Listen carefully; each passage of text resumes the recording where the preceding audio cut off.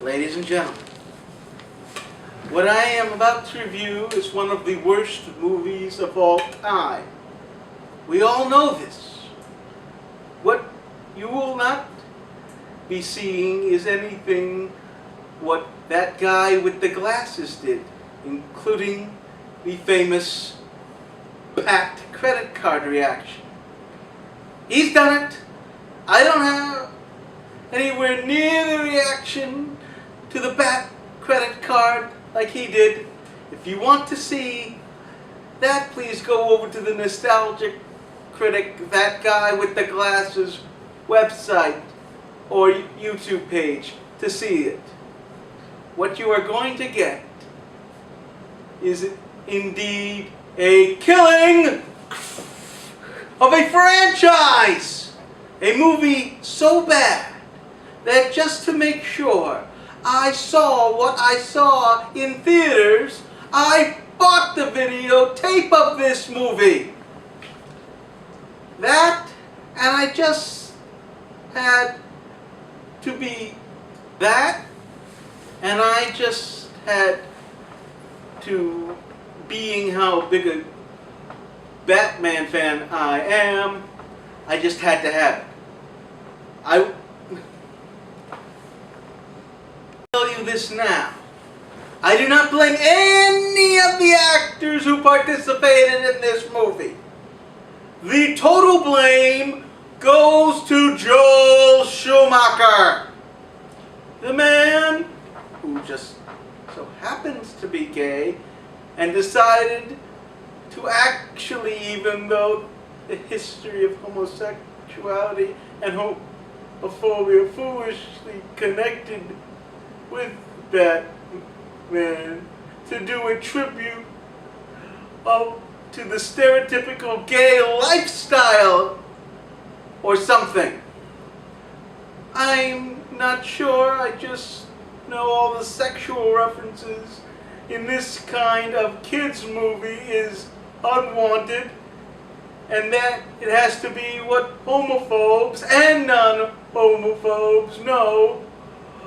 Put back gay rights more than Pat Robertson, the man who took a franchise which started out by saying it wanted to get as far away from the 1960s Adam West TV show, and did something that brings Adam West and Burt Ward to shame. No, seriously. The 1966 movie with Lee Mayweather and Cesar Romero is better off than Batman and Robin. This was done to be more family friendly and sell more toys. As the saying goes, when commerce gets in the way of art, it is art that suffers. Not that there is no art without money. We all know great artists must have some kind of backing, but never to the point where it totally ruins the artwork. As a 34-year-old now, and a 19-year-old back in June of 1997, and as an 11-year-old back in 1989, when the first Batman was brought out, all three of me find this offensive. Kids or their parents buy the toys because the movie is good and the toys look good. That's it. You don't have to make your movie fit the toys to sell the toys. You just have to have a good movie. Now, this being the fourth movie, Joker, Penguin, Riddler, Catwoman, and Two-Face all used. The first question is, who is going to be the villain? They chose two, Poison Ivy and Mr. Freeze. should begin by saying that in 1992, when I was 14 years old, my buddy Jeff Plevin, after we had seen Poison Ivy on Batman the Animated Series, told me the actress who played her would be so sexy. Not to say that Uma Thurman isn't good looking, but then you do nothing with a tortured character like this. Not to mention the total misuse of the character of Bane, who is a brilliant behemoth that broke the bat. And as we saw, Tom was redeemed by Tom Hardy in The Dark Knight Rises. Then again, this was done by the same man who every 5 minutes said, "Remember everyone, we're doing a cartoon here!" Which is really weird because the episode Heart of Ice, which they took part of the plot from, is done much better in introducing Mr. Freeze, including reviving the career of one Mark Hamill, which all of us Star Wars fans loved, is so much better than this movie, and that is it, and that is a cartoon. Face and a warm hand to hold. Oh yes, I'd kill for that. In a baseball cap. I am Lee Silver, your best friend in a baseball cap. And on my t-shirt is Bane and Batman. Now, I was first a little surprised that Bane was in this movie. I was also so surprised that they turned him into a behemoth who couldn't talk straight.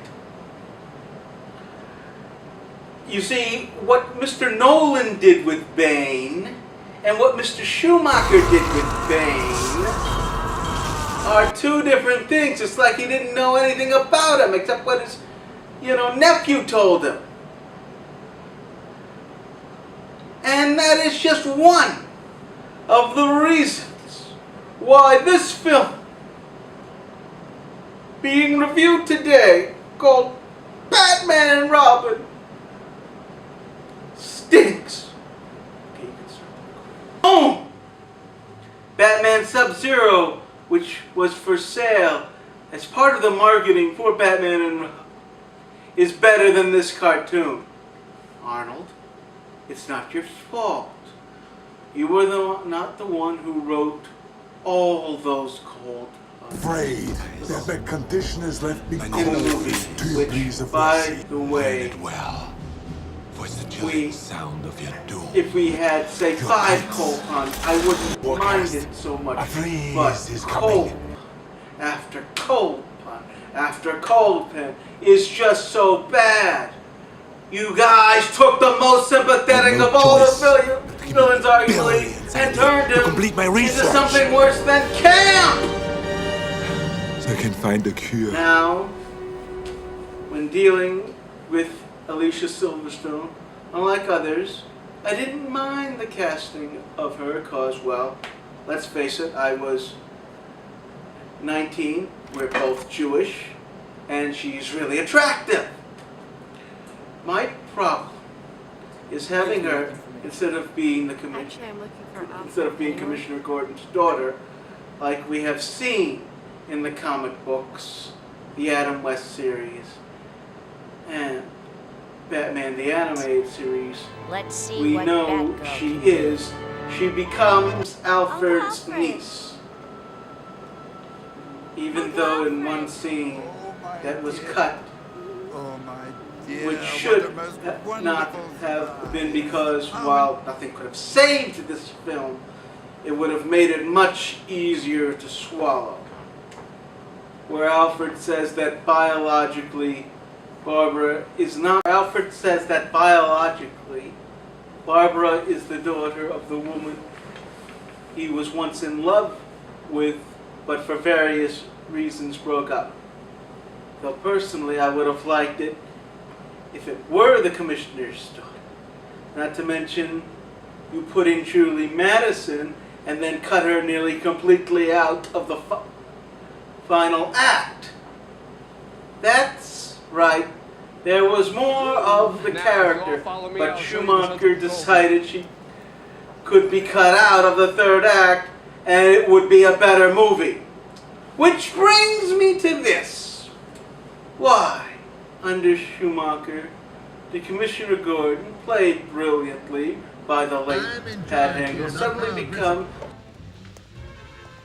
This is Commissioner Gordon. I want him taken alive. I repeat, any man who opens fire on Jack Napier will answer to me. so non-existent as to anything to do with police work or anything else in Gotham?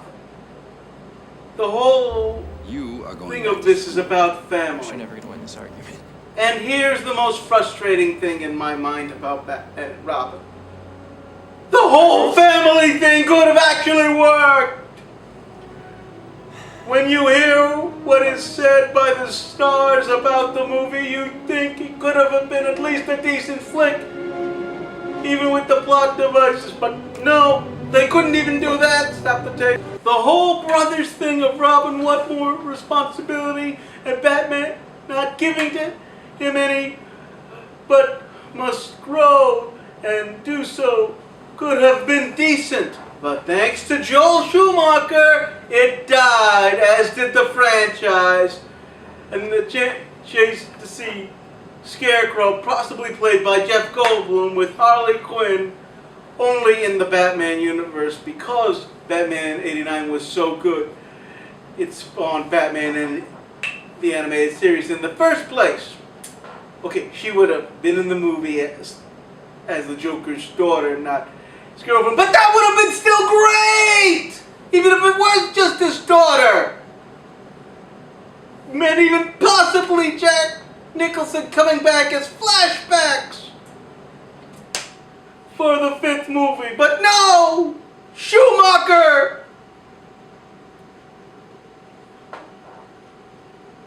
No.